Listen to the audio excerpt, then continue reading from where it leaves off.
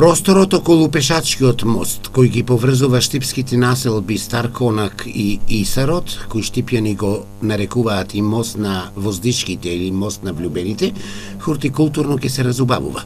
Од денес вработените на јавното предпријатие Исар работат на подготовка на теренот, каде ќе бидат засадени повеќе годишни цвеќиња кои одговараат на нашите климатски услови.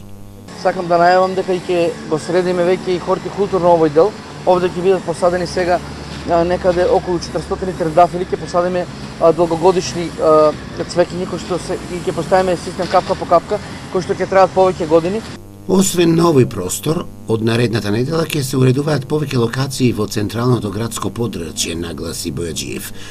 За хортикултурното разубавување на градот ќе бидат набавени околу 4000 цвеќиња. Еве веќе сме во фаза на набавка на 4000 рози, трендафили, ружи. Тоа ќе бидат долгогодишни растенија, односно долгогодишни цвеќиња кои што ќе бидат посаени во сите жардинјери кои што ги има општина Штип. Пешачкиот мост кај Исарот е еден од првите мостови кои општина Штип ги има поставено за поголема безбедност на пешаците.